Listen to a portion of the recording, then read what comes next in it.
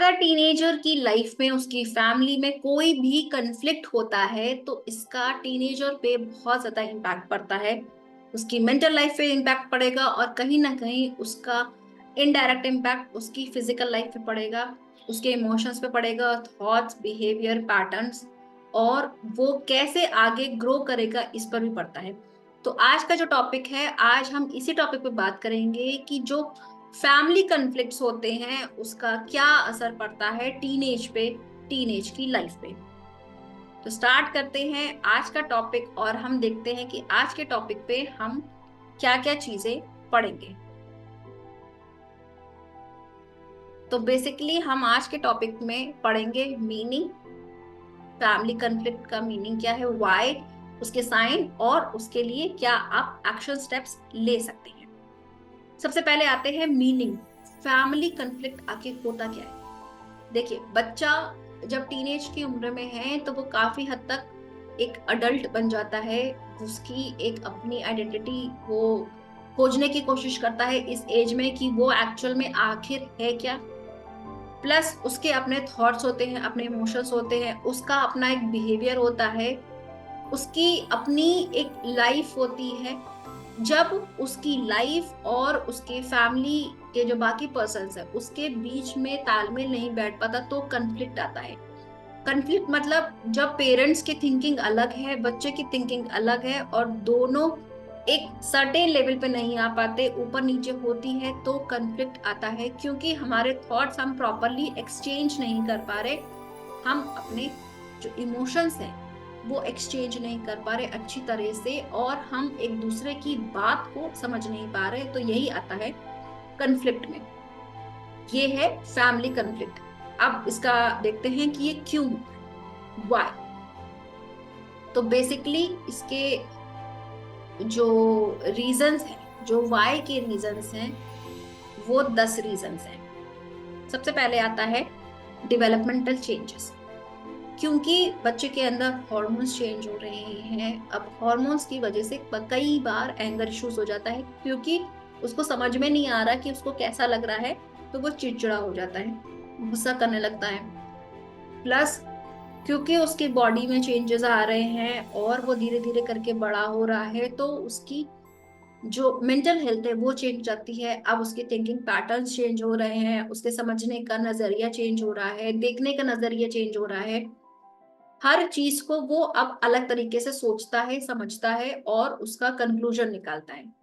इसी वजह से, क्योंकि डेवलपमेंटल चेंजेस हो रहे हैं, पेरेंट्स कभी कभी ये चीज समझ नहीं पाते कि क्यों ऐसे वो बिहेव कर रहा है और फिर कंफ्लिक्ट होता है। Number 2 point, communication gap. बच्चे के साथ में पेरेंट्स का जो कम्युनिकेशन है, जो बॉन्डिंग है, जो बातचीत है, उसमें गैप है। पेरेंट्स या बच्चा एक साथ अगर टाइम स्पेंड नहीं कर रहे हैं या अच्छे से बातचीत नहीं कर रहे हैं, ओपन कम्युनिकेशन नहीं हो रहा है, तो गैप आता है। दोनों तरफ से जो लोग हैं वो अपनी बात को दूसरे तक समझाने में वो प्रॉब्लम फेस करते हैं, समझा नहीं पाते, एक्सप्रेस नहीं कर पाते। Third point, peer influence. जो फ्रेंड्स हैं बच्चे के, हो सकता है उनके अपने थॉट्स, बिलीव्स हो, अब बच्चे भी अब वैसे ही समझ रहा है, सोच रहा है और उसी तरीके की चीजों को वो भी अडेप्ट करना चाह रहा है। अब इसीलिए कभी कभी ऐसी चीजें होती हैं कि पेरेंट्स जो एक्सेप्ट नहीं करते थे वही चीज बच्चा करने लग रहा है, अपने फ्रेंड्स को देखा देखी। इस वजह से भी कॉन्फ्लिक्ट आता है, बिकॉज फैमिली के ट्रेडिशंस, उनके थॉट्स, उनके बिलीव्स, उनके वैल्यूज अलग हैं। बच्चे ने अपने जो पीयर है, अपना फ्रेंड सर्किल है, उससे इन्फ्लुएंस होके वो कुछ और करने लगा और ये चीज उसकी फैमिली में एक्सेप्टेबल नहीं है, इस वजह से कन्फ्लिक्ट आ गया।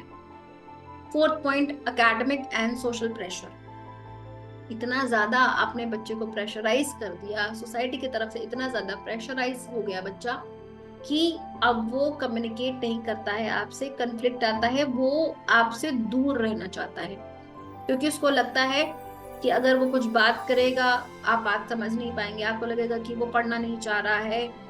या फिर अगर वो कहीं सोसाइटी में आपके किसी फ्रेंड सर्किल में नहीं जा रहा है तो वो जाना नहीं चाह रहा है, हो सकता है उसकी कुछ और प्रायोरिटीज हो सकता है उस टाइम उसका मन नहीं हो, कोई भी रीजन हो सकता है। आपने बिना रीजन जाने एक परसेप्शन बना लिया, एक थॉट बना लिया, और आप उसी बेसिस पे उसको प्रेशराइज कर रहे हैं कि नहीं चलो चलो, या इतने मार्क्स तुम्हें लाने हैं। बहुत सारी चीजें हैं, हर पर्सन एक तरह के उस रिजल्ट नहीं ला सकता है। अगर आपको लगे कि नहीं हर बच्चा 90% ले आए, वो बच्चा लाया था, मेरा बच्चा भी 90% ले आए, हो सकता है आपका बच्चा एकेडमिक्स में नहीं है, उसका मन हो सकता है स्पोर्ट्स में हो।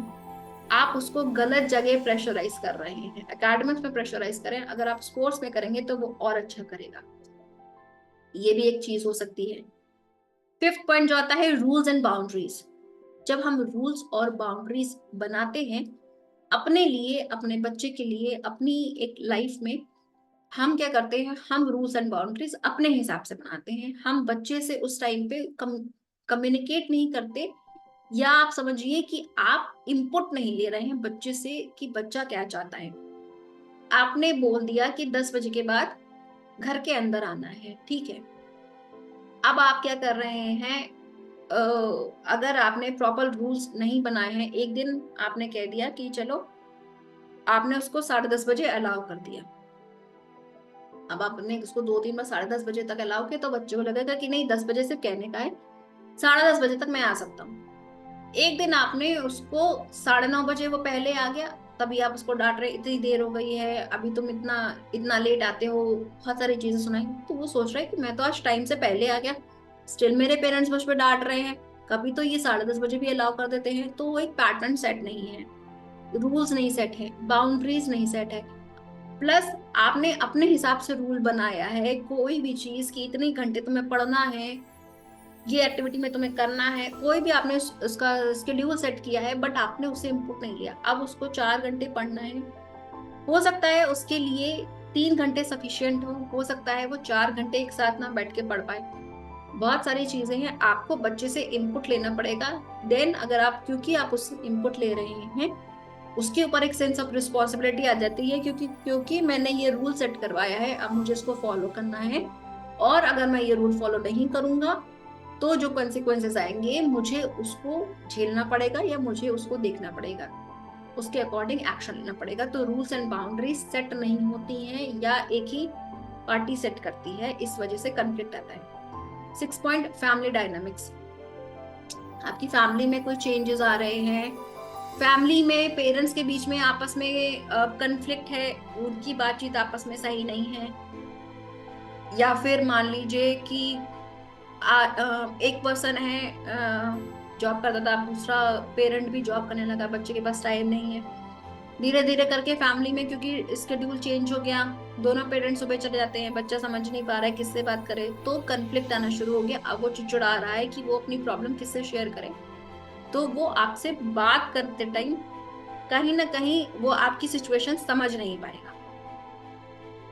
7th पॉइंट जो आता है different values and goals. As a parent आपके वैल्यूज, आपके गोल्स, आपके थॉट्स, आपके बिलीव्स अलग हो सकते हैं, और आपके बच्चे के अलग। ये चीज समझना जरूरी है, क्योंकि पहले के टाइम पर भी बहुत सारी चीजें हमको लगती थी कि हमारे पेरेंट्स समझते नहीं है हमको, या हमको ऐसा करने नहीं दिया। या अगर आप अपने बच्चे से ये चीजें करवा रहे हैं और आपका बच्चा वो चीजें कर रहा है, तो हो सकता है अगर वो खुशी से कर रहा है तो वेल एंड गुड है। लेकिन कई बार ऐसा होता है कि हम उसको प्रेशराइज कर रहे हैं, प्लस क्योंकि उसके वैल्यूज, उसके बिलीव्स अगल हैं, तो उसको, उसकी रिस्पेक्ट करिए। कहीं ना कहीं अगर आप म्यूचुअली नहीं करेंगे तो वो आपसे फिर कन्फ्लिक्ट करेगा और आपकी बात को समझने से मना कर देगा। 8 पॉइंट जो आता है वो आता है कम्युनिकेशन ब्रेकडाउन। सेम प्रॉब्लम, जब आपके और आपके बच्चे के बीच में कम्युनिकेशन गैप रहेगा तब कम्युनिकेशन ब्रेकडाउन हो जाएगा, क्योंकि आप अपनी बात पे अड़े हैं, बच्चा अपनी बात पे अड़ा है। तो जो कम्युनिकेशन है, जो प्रॉपर बातचीत होनी चाहिए थी, जो एक फ्लो आना चाहिए था, भले ही कन्फ्लिक्ट क्यों ना हो, वो नहीं आ पा रहा है, और अब आप बातचीत कम हो रही है धीरे धीरे करके। 9 पॉइंट इंक्रीज्ड इंडिपेंडेंस। बच्चा चाह रहा है कि मुझे बहुत ज्यादा इंडिपेंडेंस मिले क्योंकि मैं बड़ा हो रहा हूँ, मुझे अपना रूम चाहिए, ये चाहिए, वो चाहिए, ये सर्विसेज चाहिए, ये रिसोर्सेज चाहिए। आप क्या कह रहे हैं, मैं ये सारी चीजें नहीं कर सकता। आप अपनी बात समझा नहीं पा रहे, बच्चा अपनी चीजें समझा नहीं पा रहा क्योंकि उसको इंडिपेंडेंस चाहिए। हो सकता है उसको स्पेस चाहिए, लेकिन आप उसे वो प्रोवाइड नहीं कर पा रहे हैं, तो कहीं ना कहीं वो चीजें भी कंफ्लिक्ट में आ जाती हैं। और जो लास्ट पॉइंट है वो आता है अनरियलिस्टिक एक्सपेक्टेशन। जब आप बच्चे से बहुत ज्यादा अनएक्सपेक्टेड रियलिस्टिक एक्सपेक्टेशंस रखते हैं, अनरियलिस्टिक एक्सपेक्टेशन रखते हैं, तो भी कंफ्लिक्ट आता है क्योंकि बच्चा उस चीज को पूरा करने में सक्षम नहीं है या वो उस चीज को करना नहीं चाह रहा है, बट आप प्रेशराइज कर रहे हैं, आपने एक अलग ही एक्सपेक्टेशन सेट कर रखी है जो उसे पूरा करने में प्रॉब्लम क्रिएट कर रही है। वो उसको नहीं कर पा रहा है क्योंकि उसकी जो स्ट्रेंथ है वो अलाउ नहीं कर रही है। तो उसकी स्ट्रेंथ के अकॉर्डिंग अगर आप उसे एक्सपेक्टेशन नहीं रखेंगे, उसके जो उसके पॉजिटिव पॉइंट्स उसके अकॉर्डिंग अगर आप उसे एक्सपेक्टेशन नहीं रखेंगे, तो भी जो है फैमिली कन्फ्लिक्ट आना शुरू हो जाता है। ये थे हमने पढ़े 10 रीजंस क्यों फैमिली कन्फ्लिक्ट आता है। इसका साइन क्या है, इसका सिम्टम क्या है। सबसे पहले फ्रीक्वेंट आर्ग्यूमेंट एंड वर्किंग। बच्चा जो है वो फ्रीक्वेंटली आर्ग्यूमेंट करने लगता है, चिड़चिड़ाने लगता है, ऐसे करो वैसे करो, बड़बड़ाना लगने लगता है। और ये इसी वजह से होता है क्योंकि आपके बीच में कन्फ्लिक्ट है। स्टोन वॉलिंग एंड या फिर विड्रॉल, वो एक वॉल क्रिएट कर देता है कि इतनी लिमिट तक मैं बात करूंगा, या फिर वो विड्रॉल कर लेता है, आपसे बात करना कम कर देता है, अकेले रहने लगता है या अपने फ्रेंड्स के साथ रहने लगता है। तो ये होता है स्टोन वॉलिंग या विड्रॉल। थर्ड पॉइंट क्या हो सकता है, थर्ड साइन क्या हो सकता है, डोर स्लैमिंग या स्लैम्ड फिस्ट। डोर स्लैमिंग, दरवाजा कस के मारना, कस के बंद करना। तो जब डोर को चिचड़ा के कोई बच्चा दस कस के मार रहा है, तो मतलब वो कन्फ्लिक्ट है, वो फ्रस्ट्रेटेड हो रहा है, और आपके और उसके बीच में जो प्रॉब्लम है, जो बात नहीं हो पा रही है, उसी की वजह से अब उसने ये एक्शन लिया कि वो दरवाजा कस के बंद करने लगा या मुंह पे बंद करने लगा। फोर्थ, सीक्रेसी या फिर लाइक, वो अपनी सारी चीजें सीक्रेट करता है या फिर आपसे झूठ बोलता है। वो ये नहीं बताना चाहता कि वो क्या कर रहा है, किससे बात कर रहा है, क्या सोच रहा है, या फिर वो अगर कुछ बोल रहा है आपसे तो झूठ बोल रहा है। फिफ्थ पॉइंट जो आता है वो आता है स्ट्रेन्ड रिलेशनशिप। मतलब कि आपका जो रिलेशनशिप है वो इतना स्मूथ नहीं है जितना स्मूथ होना चाहिए था। एक आपके और बच्चे के रिलेशनशिप में एक तरह से आप कह सकते हैं गांठ सी आ गई है, एक दाग सा पड़ गया है। और इसी वजह से जो प्रॉब्लम है, जो कन्फ्लिक्ट है, उसका ये रिजल्ट हो गया है कि अब बातचीत नहीं हो पा रही है। सिक्स पॉइंट जो आता है इमोशनल, इमोशनल साइन क्या क्या हो सकते हैं कि वो उसके अंदर मूड स्विंग्स बहुत हो रही है, बहुत इरिटेट होने लगता है, गुस्सा बहुत जल्दी होता है, विड्रॉल, अकेला रहने लगता है, फ्रस्ट्रेटेड रहता है फैमिली की तरफ से या फैमिली मेंबर्स को देख के वो फ्रस्ट्रेटेड हो जाता है। तो ये एक इमोशनल साइन है।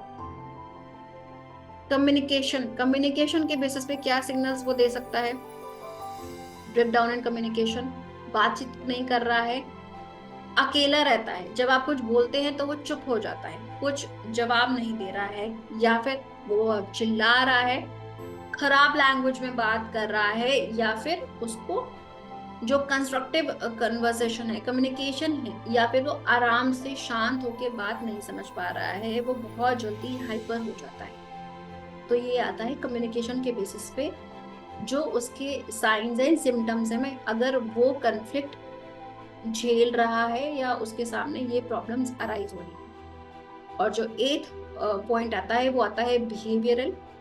बिहेवियर के बेसिस पे कैसे, बहुत जल्दी आर्ग्यूमेंट करने लगता है, उसको रूल्स नहीं पसंद है, रूल्स तोड़ना चाहता है, अगर आपने कुछ कहा है तो वो हमेशा उसका उल्टा करेगा। अवॉइडेंस ऑफ फैमिली एक्टिविटीज, अगर आपकी फैमिली में कोई ग्रुप में कुछ काम हो रहा है, आप कहीं जा रहे हैं, कहीं घूमने जा रहे हैं, कोई आया है, कोई भी ऐसी एक्टिविटी जो साथ में आप फैमिली मेंबर्स करना चाह रहे हैं वो उसको अवॉइड करता है या फिर रिबेल हो जाता है, हमेशा उल्टा करता है काम। तो ये जो है, ये हमने देखे 8 साइंस। पहले हमने समझा कि 10 ऐसे पॉइंट्स जिसकी वजह से एक प्रॉब्लम अराइज होती है, और फिर 8 साइंस क्या क्या सिम्टम्स हो सकते हैं। लास्ट जो पॉइंट आता है वो आता है action steps. As a parent आपको क्या चीजें करनी है बच्चे के लिए जिससे ये प्रॉब्लम्स ना अराइज। पहली चीज आती है ओपन कम्युनिकेशन। जब भी आप बात करें बच्चे से, ओपनली कम्युनिकेट करें, ट्राई करें कि आप उसकी बात को समझें और उसकी सिचुएशन, उसके थॉट्स, इमोशंस को समझने की कोशिश करिए, क्यों है, क्या है, कैसे है, वगैरह वगैरह। जब आप ये करते हैं उसके बाद ट्राई करिए कि फोकस करिए आई स्टेटमेंट। निगेटिव वे में आई स्टेटमेंट कि तुम, मैं बहुत दुखी हूं तुम्हारी वजह से, मैं बहुत ऐसा हूं, नहीं। मैं, अगर आप कुछ कह रहे हैं तो मुझे ऐसा लगा, मैंने ऐसे सोचा, मैंने ऐसा किया, इस तरह से आई स्टेटमेंट का आप इस तरीके से यूज करें। Third point, set clear boundaries.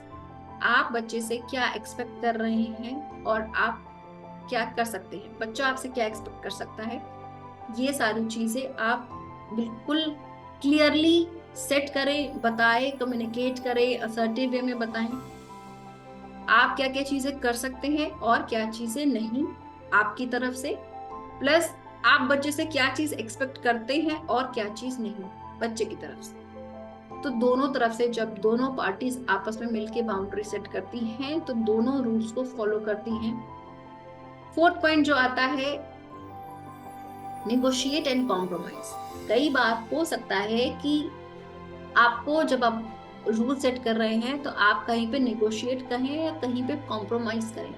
ये चीज दोनों तरफ से होती है, ऐसा नहीं कि आप ही कॉम्प्रोमाइज कर रहे हैं, बच्चे को नहीं करना है, बच्चा भी करेगा, आपको भी करना है। पहले आपको स्टार्ट करना है एज अ पेरेंट। जब हम निगोशिएट करते हैं या हम कॉम्प्रोमाइज करते हैं तब बच्चा भी ये समझता है कि हाँ, मेरे पेरेंट्स थोड़ा सा झुक रहे हैं, थोड़ा सा मुझे भी झुकना है, थोड़ा सा मुझे भी कॉम्प्रोमाइज करना है। 6 पॉइंट आता है क्वालिटी टाइम।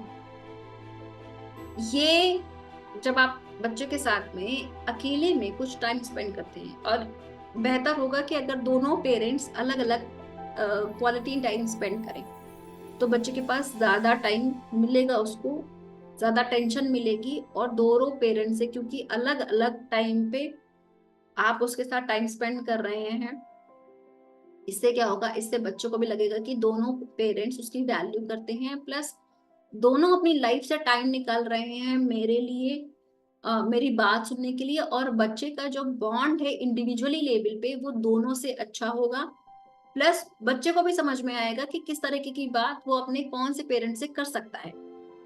क्योंकि अगर आप दोनों लोग एक साथ ही बात करेंगे उससे, तब बच्चों को ये समझ में नहीं आएगा कि अगर मेरी इमोशनली लेवल पे कोई प्रॉब्लम है तो मैं किससे बात करूं, अपनी मदर से बात करूं या अपने फादर से बात करूं। जब आप दोनों अलग अलग बात करेंगे तो बच्चे को ये चीज और अच्छे से समझ में आएगी।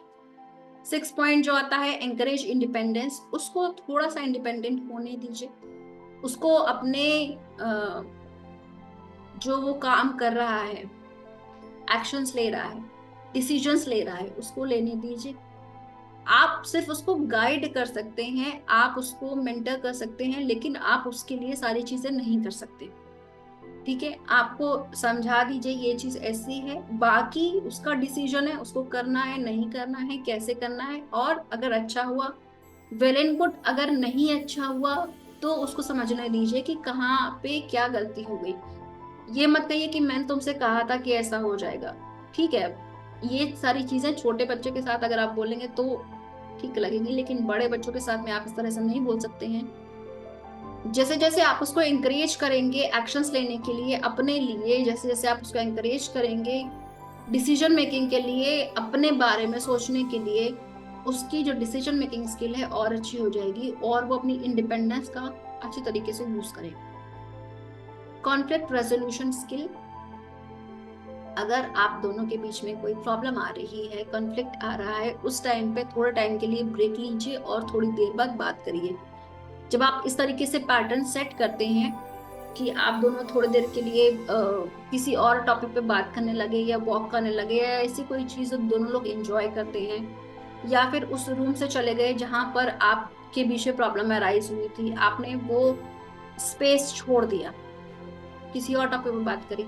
जब दोनों लोग शांत हो गए तब उस फिर से उस टॉपिक पे बात करी, तो इससे क्या हो रहा है, आप एक जो कन्फ्लिक्ट रेजोल्यूशन स्किल है वो डेवलप कर रहे हैं, और बच्चे को ये समझ में आता है कि अच्छा अगर मेरे साथ में कुछ ऐसा होगा तो मुझे इस तरह से काम करना है, उसी टॉपिक पे लड़ना नहीं है, बट जब दिमाग ठंडा हो जाएगा तब मुझे उस पर दोबारा बात करनी है। 8th पॉइंट जो आता है एम्पैथी एंड अंडरस्टैंडिंग, उसको समझने की कोशिश करिए, क्योंकि बच्चा है, आपकी बात नहीं समझ पाएगा, आप भी सिचुएशन से गुजरे हैं, आपको पता है बहुत सारी चीजें चल रही होती दिमाग में, अच्छी बुरी बहुत सारी चीजें, थोड़ा सा आपको उसको समझना ज्यादा पड़ेगा, और आप ये एक्सपेक्ट उससे कम करें कि वो आपकी चीजों को समझे, क्योंकि वो अभी भी बच्चा ही है, आप ग्रोन अप हो गए हैं, वो अभी अडल्ट नहीं है। तो थोड़ा सा एम्पैथी रखिए और उसको समझने की कोशिश करिए। प्रैक्टिस एक्टिव लिसनिंग, जितना हो सके उसकी बात, जब वो कुछ बात करता है तो उसकी देखिए, उसकी आंखों में देखिए, उसके बॉडी पोस्चर्स को समझिए, वो जो कहना चाह रहा है वो समझिए, और जो वो नहीं कह रहा है, अगर वो नॉन वर्बल कुछ क्लू दे रहा है तो उसको समझने की कोशिश करिए कि बच्चा जो कह रहा है वही कहना चाह रहा है, या कुछ ऐसा है जो वो कहना चाह रहा है लेकिन आपसे बात कर नहीं पा रहा। जब आप उसके नॉन वर्बल क्लूज पे भी थोड़ा सा ध्यान देंगे तब आप और सारी चीजें अच्छे से समझ पाएंगे। और जो लास्ट पॉइंट आता है वो आता है सीक प्रोफेशनल हेल्प। प्रोफेशनल की हेल्प लीजिए अगर बहुत ज्यादा आप दोनों के बीच में कन्फ्लिक्ट आ गया है और आपको उसको रिजॉल्व करना है। तो ये था आज का टॉपिक जिसपे हमने बात करी कि कैसे जब आपके और आपके टीनेजर्स के बीच में कन्फ्लिक्ट आ जाता है उसका क्या इम्पैक्ट पड़ता है टीनेजर के ऊपर, प्लस टीनेजर फिर कैसे वो सिम्टम्स दिखाता है, कैसे साइंस वो दिखाता है, कैसे अपना एंगर अपनी फ्रस्ट्रेशन दिखाता है, क्या उसकी इमोशनल लेवल पे इम्पैक्ट पड़ता है, और अगर ये सिचुएशन है तो आपसे कैसे रिजॉल्व कर सकते हैं। आई होप आपको आज का जो टॉपिक है वो अच्छा लगा होगा, आपको समझ में आया होगा कि क्या चीजें आप बच्चे के लिए कर सकते हैं। इस तरह से जब आप ये सारी चीजें करते हैं तब उससे ये एक आप उसको एक डायरेक्शन दे रहे हैं कि आगे चल के अगर उसके साथ में कुछ ऐसी सिचुएशन आती है तो उसको क्या करना है उस टाइम पे। तो इन सारी चीजों को इम्प्लीमेंट करिए, और अगर आपको ये सारी चीजें आपने इम्प्लीमेंट करी और आपको फायदा दी तो वो भी नीचे कमेंट सेक्शन में लिखिए, ताकि मुझे समझ में आए कि हाँ ये चीजें आपके लिए वर्क कर रही हैं या ये चीजें आपके लिए वर्क नहीं कर रही हैं। जब आप कमेंट्स में लिखेंगे तब मुझे और ज़्यादा डिटेल्स में समझ में आएगा और मैं आपकी उसी तरह से हेल्प कर पाऊँ। प्लस अगर आप किसी और टॉपिक पे हेल्प चाहते हैं तो वो भी आप मुझे कमेंट सेक्शन में लिख सकते हैं, या फिर मुझे आप मेरे इंस्टाग्राम या फेसबुक अकाउंट पे डीएम कर सकते हैं। मिलते हैं नेक्स्ट वीडियो में, तब तक के लिए take care, bye, happy parenting, और अपना और अपने बच्चे का ध्यान रखिए, और जितना हो सके कन्फ्लिक्ट को बिल्कुल ही इनिशियल लेवल पे रिजॉल्व करने की कोशिश करिए। Take care and bye bye.